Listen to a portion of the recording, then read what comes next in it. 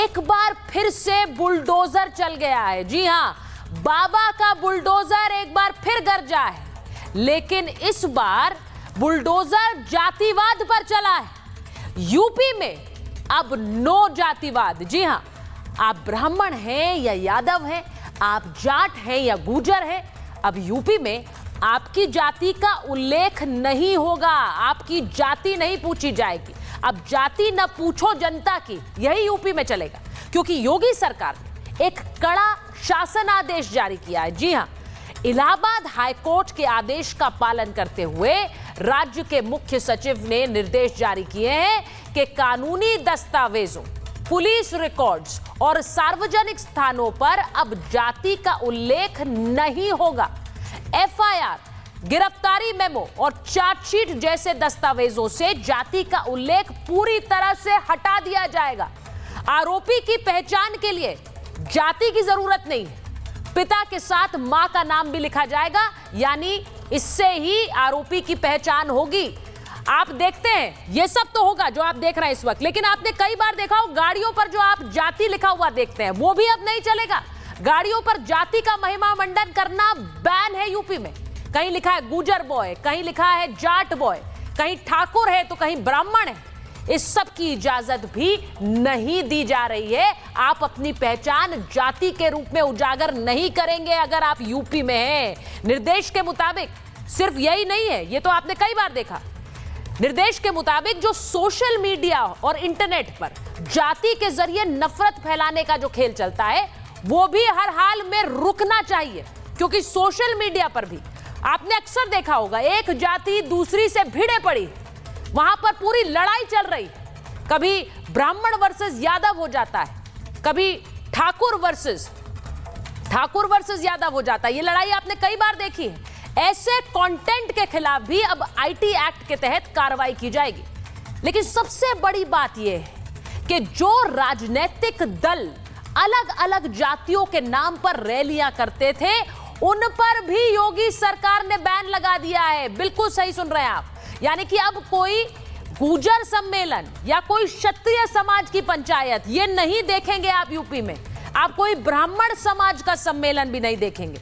ये राजनीतिक रैलियों पर भी, जो जाति के आधार पर राजनीतिक रैलियां होंगी, उन पर भी बैन लगाने का फैसला ले लिया गया है। अब सवाल ये है कि क्या इस सब से जो सामाजिक जातिगत भेदभाव है वो मिट जाएगा, क्योंकि उद्देश्य यही है। आज महाभारत में यही सवाल पूछ रही हूं, क्या योगी सरकार का एक कदम जाति व्यवस्था में बटे हुए देश को इस व्यवस्था से निकालने में मदद करेगा? क्योंकि उद्देश्य यह है, आप एक ब्राह्मण महासभा कर रहे हैं, आप एक यादव जाट गुर्जर महासभा कर रहे हैं, इसकी जरूरत क्या है? और इसीलिए इन रैलियों पर भी प्रतिबंध यूपी में लग गया है। क्या यह सब मदद करेगा जाति से उबारने में? यह सब कुछ कोर्ट के आदेश पर हो रहा है। आपको बता दूं, कोर्ट ने सीधे सीधे एक फैसले में यह कहा कि जाति एक अपराधी की क्यों लिखी गई, और इसीलिए उसके बाद यह आदेश यूपी सरकार को दिया गया कि ऐसे दस्तावेजों में जाति की क्या जरूरत है। उसी पर अमल करते हुए यूपी सरकार ने यह बड़ा शासनादेश दिया है। इस शासनादेश की क्या जरूरत बहुत पहले थी? विपक्ष कह रहा है कि सबसे ज्यादा जातिवाद तो बीजेपी की सरकार फैलाती है, ऐसे में नुकसान इन्हीं को होगा, क्योंकि इनकी ये जातिवाद वाली राजनीति खत्म हो जाएगी। लेकिन आज महाभारत में सवाल पूछ रही हूं कि अगर ये बड़ा कदम उठाया गया है, किसका नफा किसका नुकसान भूल जाइए, तो क्या इसमें सहयोग नहीं करना चाहिए? क्योंकि अगर जातिवाद से उबारने में मदद कर रहा है एक कदम इस समाज को, तो क्या उसमें सबको साथ नहीं खड़ा होना चाहिए? आज महाभारत में यही सवाल पूछ रही हूं। मेरे मेहमान भी जुड़ेंगे, लेकिन पहले जल्दी से एक रिपोर्ट देख लीजिए।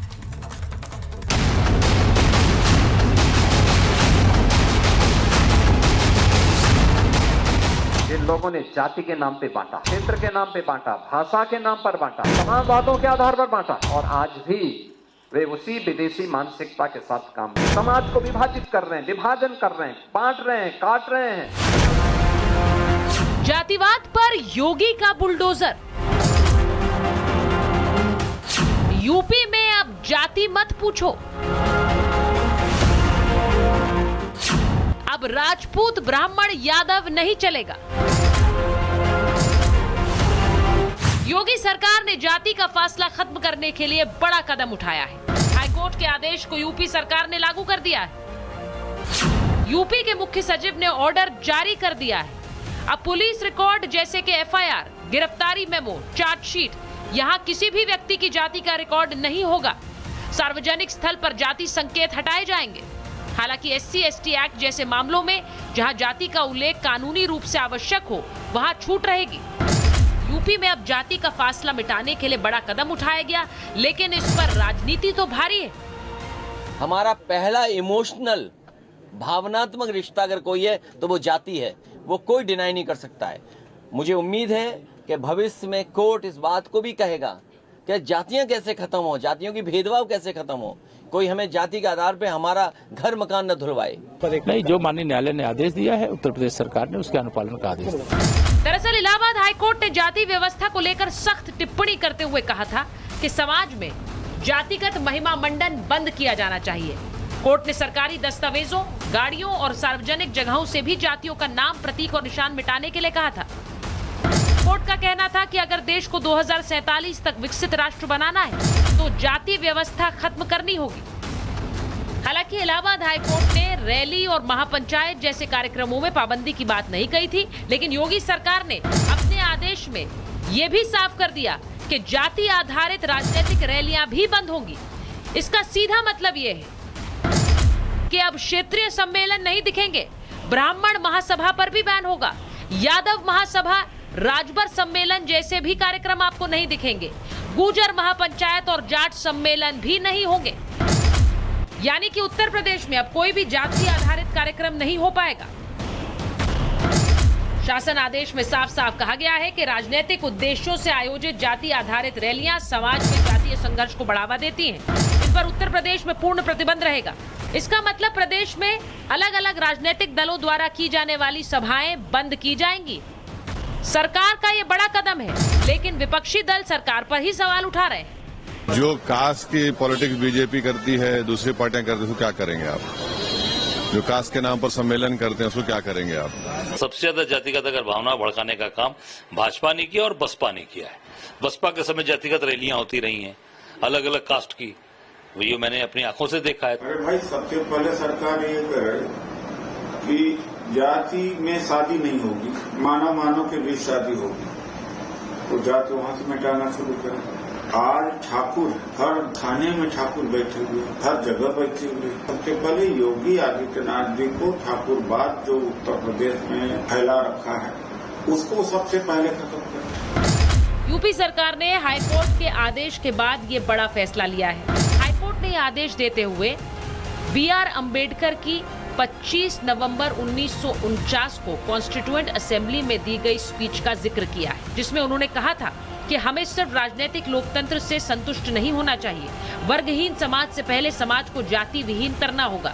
भारत में जातियां हैं और जातियां राष्ट्र विरोधी हैं। जातियां जीवन में सामाजिक अलगाव लाती हैं, क्योंकि जाति जाति से ईर्ष्या पैदा करती है।